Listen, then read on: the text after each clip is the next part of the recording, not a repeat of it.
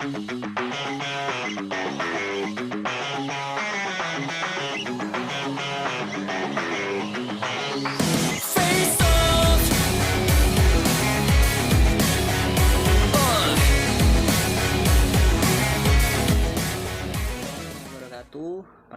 nama saya Muhammad Zulfikar Fikri.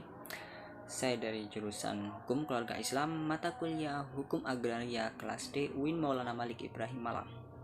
Oke, dalam video ini saya akan membagikan beberapa tips sebelum kita melakukan jual beli tanah, karena jual beli tanah itu tidak bisa dilakukan dengan cara sembarangan. Kenapa? Agar kita tidak dirugikan dan kita tidak tertipu oleh penjual tanah yang curang. Oke, baiklah, simak videonya. Oke, marilah kita mulai pembahasannya. Transaksi jual beli tanah memang masih belum diketahui secara penuh, masih belum diketahui secara pasti oleh sebagian besar masyarakat. Bahkan masih ada juga masyarakat yang dirugikan dari jual beli tanah. Padahal tanah itu merupakan salah satu aset atau satu kebutuhan yang penting untuk dimiliki. Mengapa demikian? Karena tanah itu selain untuk membangun rumah, tanah juga bisa dijadikan sebagai investasi yang sangat menguntungkan. Nah, jika Anda ingin melakukan transaksi jual beli tanah, maka Anda harus memastikan beberapa syarat jual beli tanah yang harus Anda ketahui agar tidak dirugikan. Oke, yang pertama yang harus kita perhatikan adalah pastikan status tanah tersebut. Bagaimana demikian? Ada 3 istilah yang sering digunakan untuk mengecek status tanah, yaitu free, clean, dan juga clear. Free adalah tanah bebas sengketa, artinya nama pemilik sesuai dengan yang tertera di dalam sertifikat tanah. Yang kedua, clean, yaitu tanah tersebut tidak sedang digunakan untuk kegiatan ekonomi atau sedang ditempati oleh orang lain. Orang lain maksudnya di sini adalah orang lain yang tidak berhak untuk memiliki tanah tersebut. Kemudian yang terakhir, yang ketiga, clear. Clear berarti ukuran serta batasan-batasan tanah tersebut tepat seperti yang ada di sertifikat. Jadi kita perhatikan dulu ketiga itu. Pertama free, clean, dan juga clear. Free, apakah nama pemiliknya itu sesuai seperti yang di sertifikat atau tidak? Yang kedua, clean, apakah tanah itu tidak ditempati oleh kegiatan ekonomi atau tidak ditempati oleh orang yang tidak mempunyai hak untuk memakainya?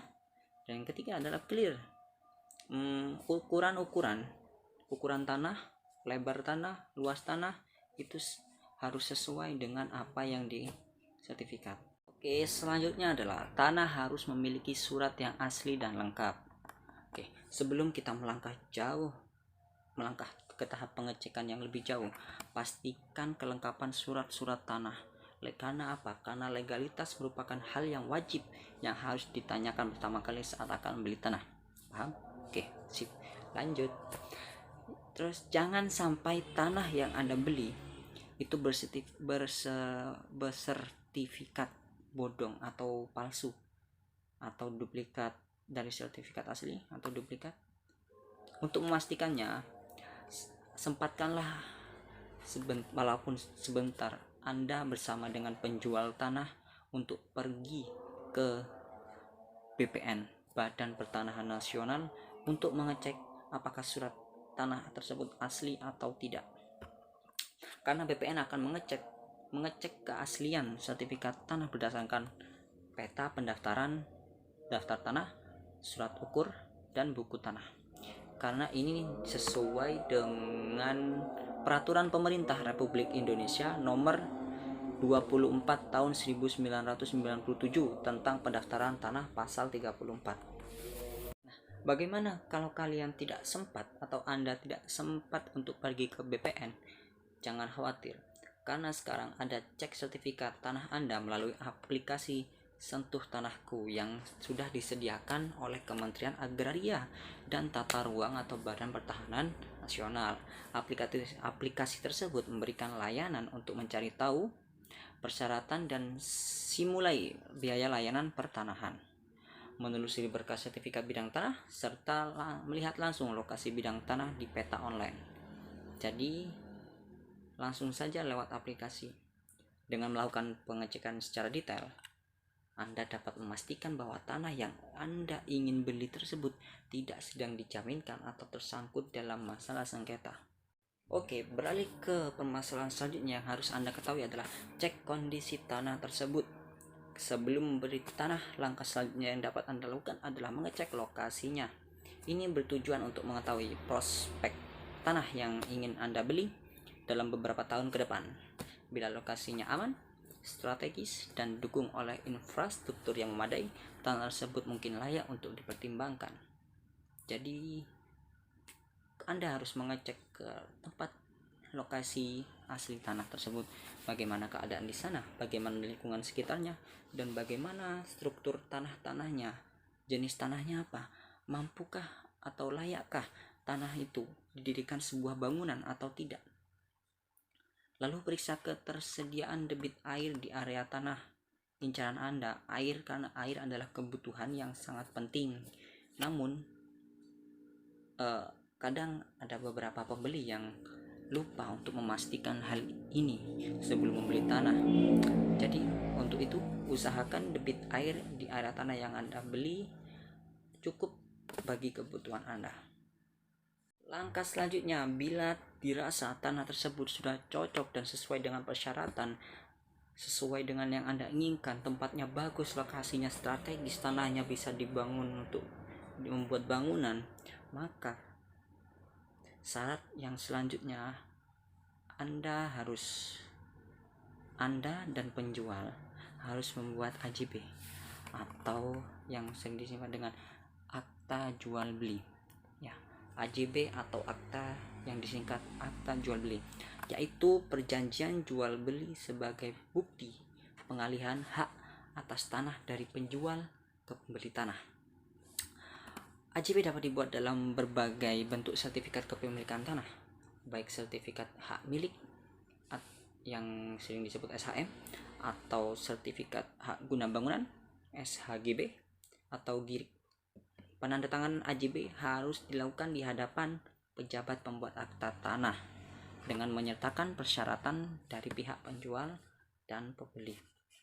Jadi terserah kalian akan membuat AJB itu dalam bentuk sertifikat hak milik atau sertifikat hak guna bangunan. Itu terserah keputusan kalian para pembeli, dan juga jangan lupa untuk ditandatangani ke PPAT atau pejabat pembuat akta tanah. Pihak penjual diharuskan memiliki sertifikat tanah asli atau KTP penjual, entah itu suaminya atau istrinya. Kemudian bukti PBB 10 tahun terakhir, surat persetujuan suami atau istri, dan kartu keluarga. Sedangkan pihak pembeli harus menyertakan KTP dan KK. Selanjutnya yaitu adalah bawa berkas AJB yang sudah ditandatangani kedua belah pihak ke BPN. Batas penyerahan AJB paling lambat adalah sekitar 7 hari setelah penandatanganan surat tersebut. Penyerahan ini juga turut menyertakan surat balik nama. Dokumen yang diperlukan untuk permohonan balik nama adalah sertifikat hak atas tanah, KTP penjual dan pembeli, bukti lunas BPHTB, serta bukti lunas BPH. Setelah berkas diserahkan petugas, akan membuatkan surat tanda bukti penerimaan proses balik nama. Nah, proses jual beli tanah selesai apabila nama penjual dalam buku tanah tersebut dan sertifikat telah dicoret dengan tanda tangan dari kepala kantor pertanahan. Nah, melakukan proses jual beli tanah memang sangat rumit, namun harus diperhatikan atau dijalankan agar semuanya jelas. Untuk itu, periksa terlebih dahulu dokumen atau sertifikat ketika melakukan jual beli tanah. Jangan sampai Anda tersangkut masalah hukum karena belum menggali informasi lengkap dari tanah yang akan Anda beli. Oke, sekian video dari saya. Kurang lebihnya mohon maaf. Terima kasih atas perhatiannya. Assalamualaikum warahmatullahi wabarakatuh.